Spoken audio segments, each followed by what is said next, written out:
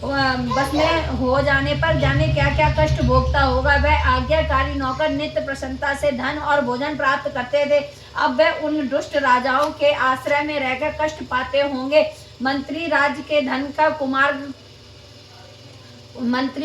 धन को कुमार्ग में व्यर्थ में ही अपव्यय कर रहे होंगे। जो धन मेरे पूर्वजों ने बड़े कष्ट से संग्रह किया था सो नष्ट हो जाएगा। इस प्रकार राजा राज्य की सभी बातों को चिंता करने लगा। कुछ समय पश्चात एक दिन आश्रम के समीप एक वैश्य को आते देखा तो राजा ने उससे पूछा कि अरे भाई, तुम कौन हो और यहाँ पर क्यों आए हो?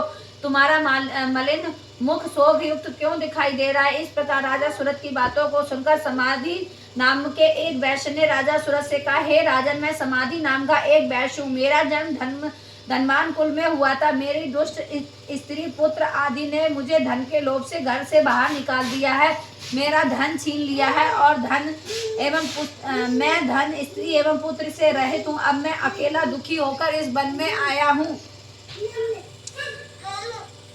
बंधुओं ने सब का कुछ नहीं पता है। मैं यहाँ रहने के कारण अपनी स्त्री पुत्र तथा स्वजनों की परिस्थिति को नहीं जान सकता। वे इस समय अपने स्थान पर हैं, सुखी है, दुखी है। मैं यह भी नहीं जानता कि मेरा पुत्र सदाचारी है, व्यभिचारी है। तथा राजा बोले, जिन स्त्री पुत्र आदि ने तेरे धन संपत्ति को छीन लिया, तू उन्हीं के स्नेह में तेरा मन क्यों जाता है?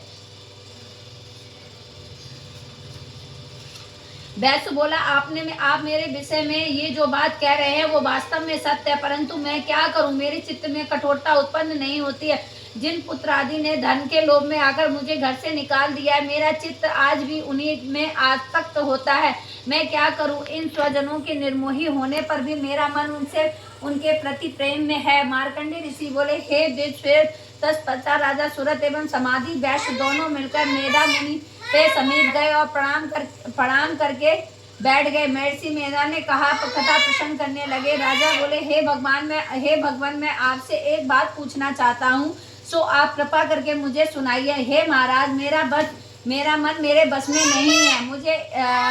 इससे मुझे दुख है, परंतु राज एवं सभी स्त्री पुत्र बंधुगण ममता मुझसे अभी तक बनी हुई है। हे मुनि श्रेष्ठ, यह जानते हुए मेरा स्नेह उन अज्ञानियों के भांति विशेष बढ़ता जा रहा है और इस समाधि वैश्य को इसकी स्त्री एवं पुत्र आदि ने त्याग दिया है और इसे घर से बाहर निकाल दिया है। यह भी उनमें अत्यंत आसक्त रहता है। इसी प्रकार हम दोनों बहुत दुखी हैं। हे महाभाग, उनके दोषों को हम जानते हुए भी दोनों के हृदय में उनके प्रति हमारे अंदर ऐसी ममता क्यों है? हम दोनों अज्ञानियों के भांति मूर्ता क्यों उत्पन्न हो रही? महर्षि मेधा ने कहा, समस्त जंतुओं को जानने योग्य ज्ञान होता है। हे महाभाग, सभी प्राणी पृथक पृथक होते हैं। कोई दिन में नहीं देखता है तो कोई रात में नहीं देखता है और कोई दिन रात में समान दृष्टि से देखते हैं।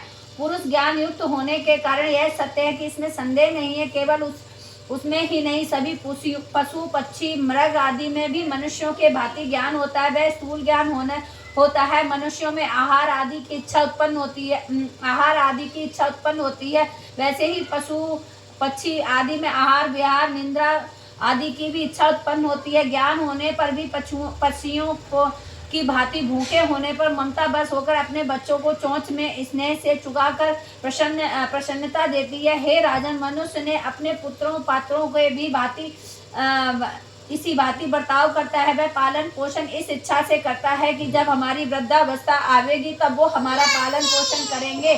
क्या तुम यह नहीं जानते कि पुत्र आदि उनका भरण पोषण ना भी करें तो भी माता पिता तो करते ही हैं, क्योंकि विश्व की स्थिति को रखने में महामाया के प्रभाव ने मोह के घड़े में डाल दिया है। आंखें लाल हो रही थी। वह भगवान विष्णु की शेष सैया से उठकर उन असुरों को 5000 वर्ष तक बाहु युद्ध किया तथा अति बलशाली महाउत्तम दोनों असुरों को महामाया के मोहित कर रखा था। अतः दुष्टों ने भगवान से कहा कि हम आपसे प्रसन्न हैं, हमसे वरदान मांगो। भगवान ने कहा, यदि तुम मुझसे प्रसन्न हो तो मेरे हाथों से तुम्हारी मृत्यु हो। मैं तुमसे केवल यही वर मांग चाहता हूँ। ऋषि ने कहा, इस भांति जब भगवान ने उनसे वरदान ले लिया तो वे भगवान से कहने लगे कि हमें सर्वत्र जल ही जल दिखाई दे रहा है, इसलिए हे भगवान, आप हमारा वध वहाँ कीजिए कि जहाँ पृथ्वी पर पानी ना हो। महर्षि मेधा ने कहा, तब भगवान विष्णु ने शंख चक्र गदा धारण किया और उन्हें तथास्तु कहकर अपनी दोनों जांघों पर रखकर चक्र से उनका शीश काट दिया। इस प्रकार वह महामाया देवी श्री ब्रह्मा जी की प्रार्थना करने पर स्वयं उत्पन्न हुई थी। हे राजन, अब मैं इसके प्रभाव को बताता हूँ, आप ध्यान से सुनो।